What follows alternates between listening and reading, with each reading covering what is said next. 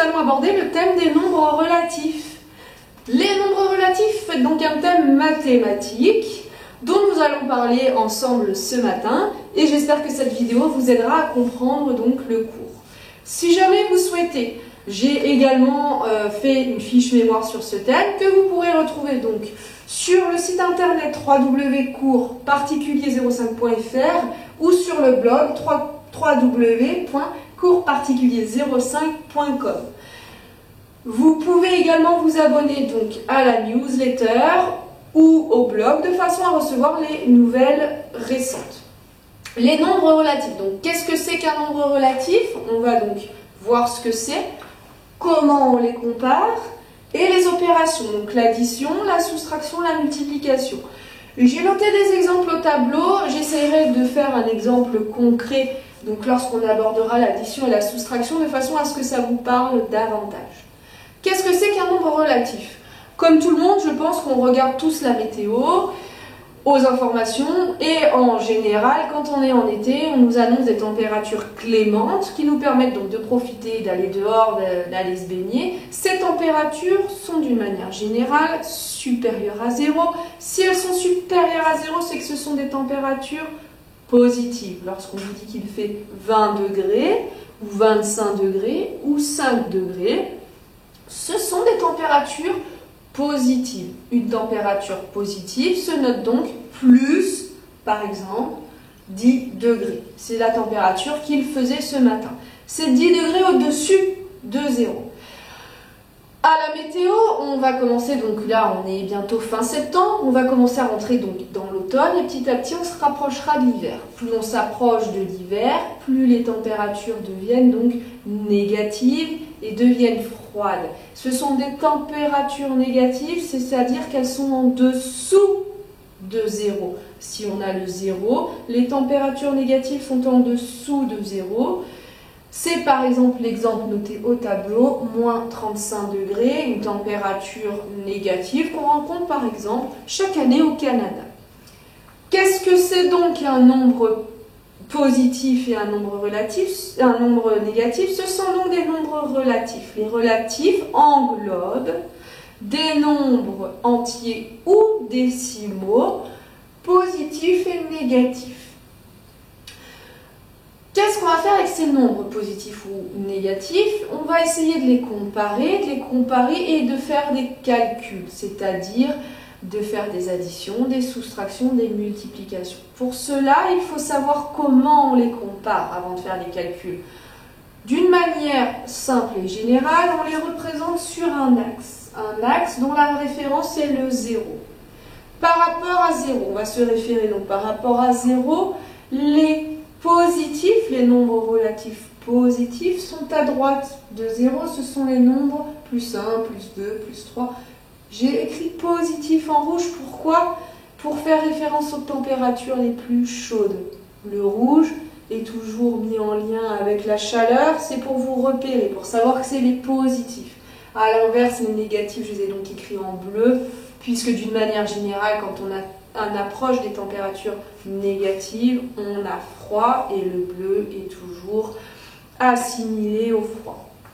Les nombres négatifs sont donc les nombres qui sont à gauche du 0, le moins 1, moins 2, moins 3 et ainsi de suite. Comment on va les comparer? On a 3 comparaisons possibles. On va chercher à comparer donc deux nombres positifs entre eux, c'est ce que j'ai écrit là, c'est le premier cas, c'est la comparaison de deux nombres positifs, donc par exemple plus 35 et plus 2,5, on est d'accord pour dire que plus 35 est bien un nombre positif plus grand que plus 2,5, tout simplement on peut également comparer 35 et 2,5, on est d'accord, on a toujours dit que 35 était plus grand que 2,5.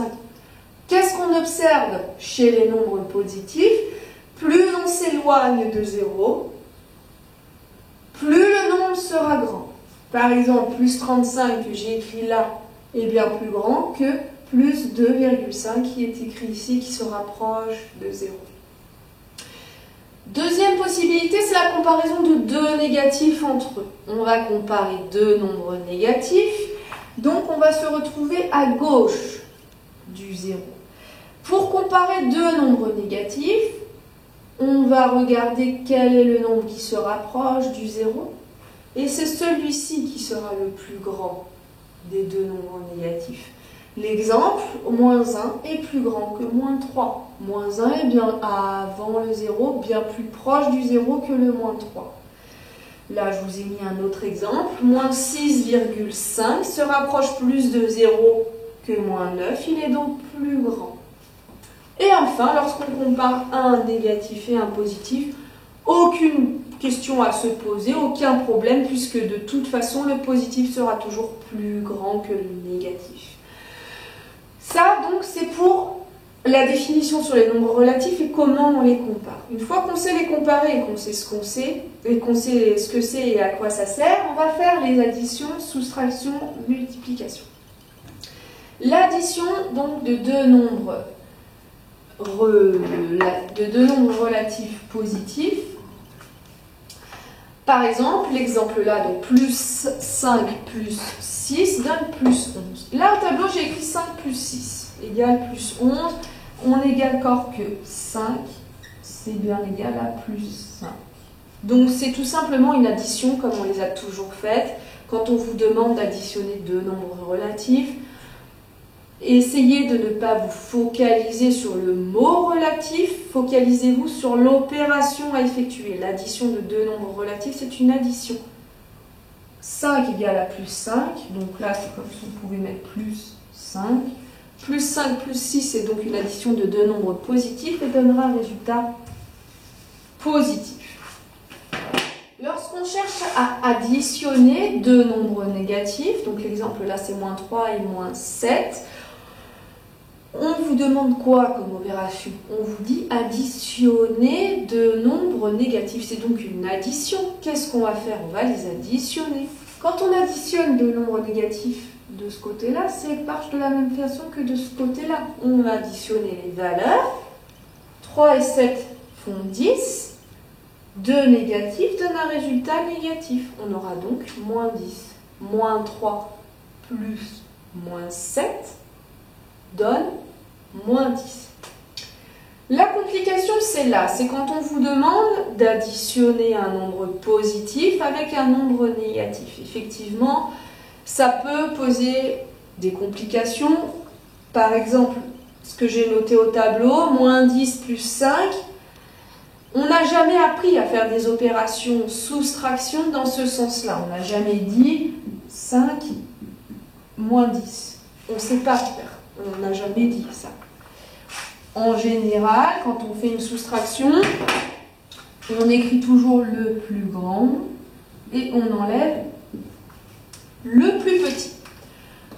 Alors, pour faire simple, là, si on reprend cet exemple que je vais développer de ce côté-là, moins 10 plus 5, on peut aussi l'écrire plus 5 moins 10, puisque on peut inverser l'écriture. Qu'est-ce que c'est ce plus 5 moins 10? On peut aussi l'écrire comme ça, puisque le plus 5 est égal à 5.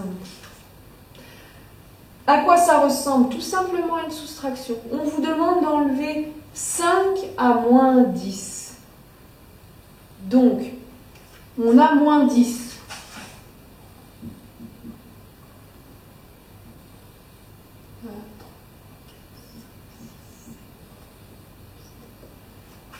Et on lui enlève 5.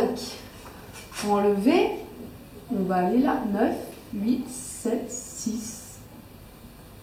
On arrivera jusqu'à moins 5. Ce qui veut dire que qu'est-ce qu'on a fait? On a tout simplement ôté 5 à 10, on trouve 5.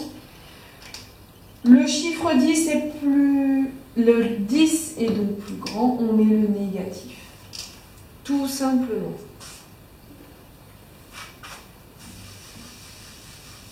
Pour vous donner un exemple concret qu'on pourrait trouver dans la vie courante, si par exemple vous avez 20 € d'argent de poche, vous voulez une paire de chaussures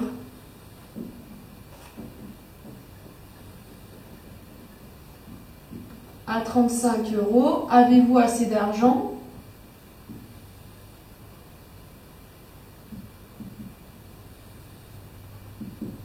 L'opération consiste donc à soustraire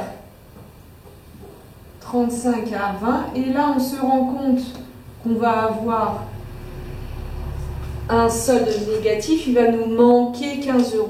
On a fait une soustraction. On a pris l'argent qu'on avait, on a soustrait l'argent qu'on voulait dépenser. On se rend compte qu'il va nous manquer 15 €. Ce moins-là, c'est qu'il nous manque 15 €. Ça, donc, c'est pour l'addition des nombres relatifs. Concernant la soustraction, la chose à savoir, c'est que quand on a un signe négatif, donc une soustraction, un moins devant une parenthèse, l'opération, la première à faire, c'est de chercher à enlever cette parenthèse et donc de changer tous les signes à l'intérieur. C'est ce que j'ai écrit, un signe moins devant la parenthèse demande un changement de signe à l'intérieur et donc une opération inverse. On fait juste un rappel sur la priorité des opérations. Lorsqu'on a des opérations en ligne, quand on n'a pas de parenthèse, ni de multiplication, ni de division, la règle c'est d'aller de gauche à droite. Là, en l'occurrence, on a une parenthèse. Quand on a une parenthèse, on fait d'abord le calcul à l'intérieur de la parenthèse, puis on enlève la parenthèse. Et ensuite, on fait de gauche à droite. Si on n'a pas de multiplication et de division. Parce que, comme vous le savez, lorsqu'on a une multiplication et une division, elles sont prioritaires sur les autres opérations. Là, j'ai donc fait 6 plus 1, une addition. 6 plus 1, 7. Moins 3, on enlève 3, 7. On trouve donc plus 4. On a donc plus 5, moins plus 4. On écrit les parenthèses puisqu'on ne peut pas avoir deux signes l'un à côté de l'autre. Plus 5 moins plus 4, comme on l'a écrit là, on va faire l'opération inverse. On va donc avoir plus 5 plus moins 4. Si on enlève les parenthèses, on a plus 5 moins 4, on se retrouve là. C'est une soustraction et ça donne plus 1. C'est 5 moins 4, hein, tout bonnement, il n'y a pas plus compliqué, c'est une soustraction. 5 étant plus grand, on attribue donc le signe plus. La multiplication, enfin. La multiplication, il y a 3 possibilités. À connaître par cœur, elle fonctionne à tous les coups. C'est un petit moyen mnémotechnique. Donc, d'une manière générale, un nombre positif multipliant un autre nombre positif donnera un résultat positif. Un négatif multipliant un autre nombre négatif donnera un positif. Et un positif multipliant un nombre négatif donnera un négatif.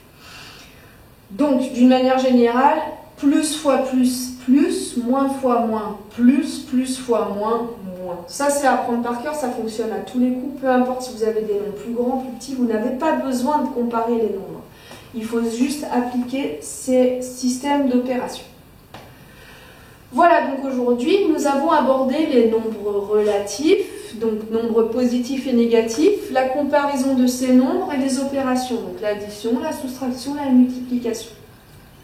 Si vous le souhaitez, vous pouvez retrouver donc des fiches mémoire au www.coursparticulier05.fr, c'est donc un site internet, il faut cliquer sur le blog, ou directement via le blog www.coursparticulier05.com. Vous pouvez également vous abonner à la newsletter et vous abonner au blog de façon à recevoir les nouvelles récentes sur votre adresse mail. Je vous remercie d'avoir suivi donc ce cours sur les nombres relatifs. J'espère qu'il vous aura éclairé à ce sujet et que vous allez réussir à comprendre ces nombres relatifs. Je vous souhaite à tous une bonne journée et vous souhaite bon courage pour la suite. Au revoir.